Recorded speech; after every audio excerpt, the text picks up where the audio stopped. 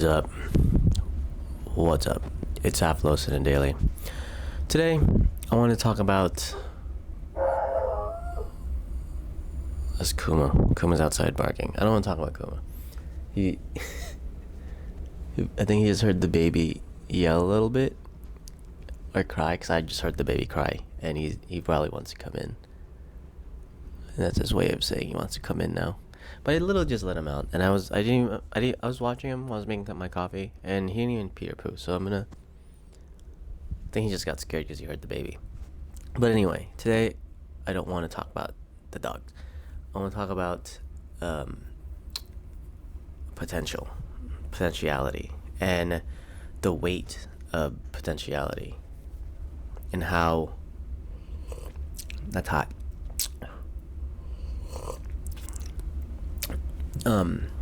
I want to talk about the weight of potentiality. By that I mean how people's expectations of you based on their limited knowledge of you, how it can weigh you down or allow you to float, to rise up. It's one of those I find it's one of those things that really can push or slash motivate and slash hinder an individual. And I say this because I find myself doing it to my children and saying it to my kids about how, look at this. My daughter sees us paint Lily, my daughter sees us paint all the time. She sees us draw, and I think, oh my god, I think he hears me. Wait a second. Let me just bring him in so he stops yelling.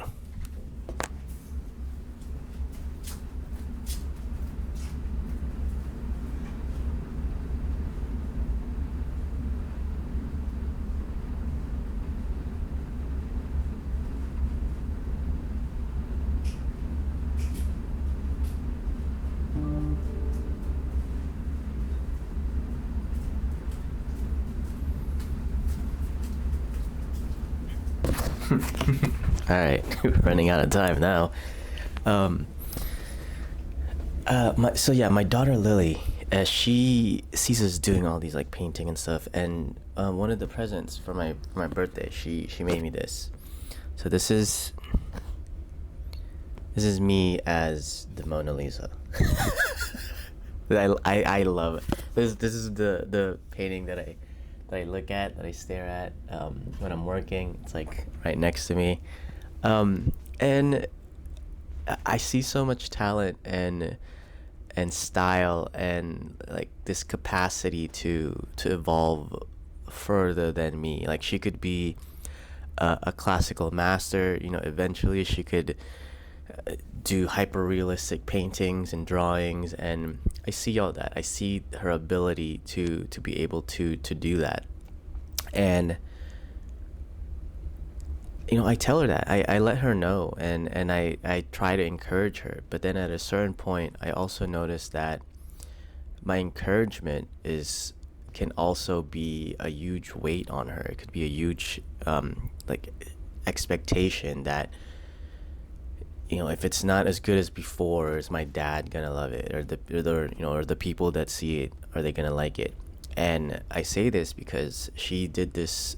She was doing a landscape. She sees me do landscapes all the time, and she was doing one landscape, and she got stuck. She got frozen because it wasn't exactly how she saw it in her head, and it wasn't exactly what she wanted to do. So it really stopped her. So she hasn't finished it. I hung it up anyway because I love it. It looks good. It still conveys the essence of what she was trying to convey: the clouds, the grass, the mountains. She has it differentiated between like what's the farthest back, which is the darkest, and what's the lightest is going to be what's up front, the clouds. And she has it. She understands it. And there's slow methods being built and foundational methods being built, and she's slowly innately understanding, because we don't like go out of our way to like teach her art lessons or teach her how shapes work, or how compositions, and how you tone something, and how we don't do that. We just ask her to, like, hey, just draw something, just draw whatever you want. And once she feels like she wants to draw something specific, then we'll go help her, and like, okay, well, for that we should watch this, or we should look at this, or we should read this book, and we try to help her. But I slowly see that potential weight, that expected potential out of her, slowly, starting to weigh her down. In some cases, like this, it has pushed her to create the best art that she can. Look at this. Like, and when you look at this, you probably just see, like, yeah, it's a cute little drawing. Picasso did something way better, right? Duh. But if you look at it, she's proportionally correct from her legs to her top, her torso. Her hands are proportionally correct. They're right anatomy. She has shadow from the light that she's portraying, right? She's trying to convey a shadow, an essence of light over here, and she's doing it, appropriately. She has the ridges, the lights of the mountain, the silhouette, and she knows what should be in the forefront and the foreground.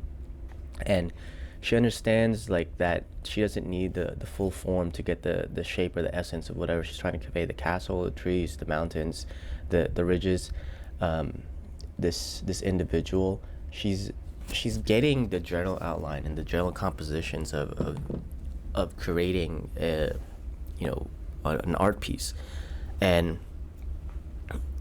it's there, and that's why we try to, like, hype her up. But what if at some point, or like, how can you tell when your encouragements and the things that you tell, not only this applies to everything, not only like children, but it could be a coworker, it could be someone that you manage, it could be I don't know, it could be anything, like you could be a friggin' school teacher, and the students and their like expected potential out of, based on like what you've taught them, and like how well ingrained or like associated you are with them, and how much they like respect your opinion and value, and we don't understand, at least from our perspective. We could kind of somewhat gleam and associate it with our own expectations and how we would handle certain things, but we're never truly gonna know how someone like handles these things, handles your expectations of them, what you think their potential is gonna be, your encouragement. And I often wonder, like, how and when would I know if my encouragement is weighing someone down, if it's better to be net negative, and that allows them to gain more positivity, and that criticism again.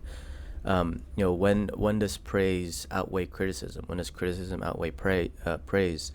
And which one's more helpful? And it's such a, because I feel like I've grown up to believe that praise is important because of all the negativity that has like come towards me. So I try to praise as much as I can. But at the same time, I feel like all that praise is only going to lead, because there's no balance. And I think that there should be a lot of balance in life. And if you're only praising them, they could steer and have an overinflated ego, or they could, again, have too much weight and be overburdened with the all that praise that you're giving them, and then searching for perfection because they want to gain that praise again. And it's a fine line. It's a hard line to like think about, to try and navigate. But it's one of those things that, again, these videos more than likely are not going to have any answers, or really they're just like questions and inklings. Think of it as like Matt Damon in The Martian, man. But it's just Zoller and Earth. Like it's like Matt Damon in The Martian over here growing potatoes, and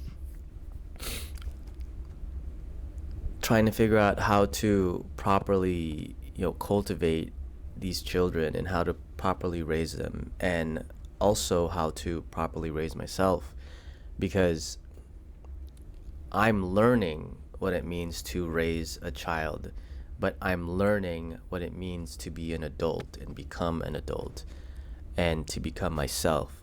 So I can't teach that to them. So these are kind of like my inklings of like is this actually helpful? What does it mean? So yeah. Anyway, that's been AFALOZ in a daily, and I think that one's pretty short. I think that one's pretty good. I'm trying to keep these relatively short. I'm trying to keep these concise and not too much wandering, which my mind tends to do, and not to get too off topic, and to kind of limit my my search, or my crawl. I just watched Nightcrawler the other day. My crawl of the answers. I should really start doing movie reviews or like something. I watch movies all the time. Like I just watched like 3 episodes of Black Mirror yesterday. Amazing. I love rewatching Black Mirror. And yeah, I just watched Nightcrawler with Jake Gyllenhaal. Jake Gyllenhaal is such a great actor. Him and Matthew McConaughey, amazing actors. Great movies. But anyway, like and subscribe. I'll see you tomorrow.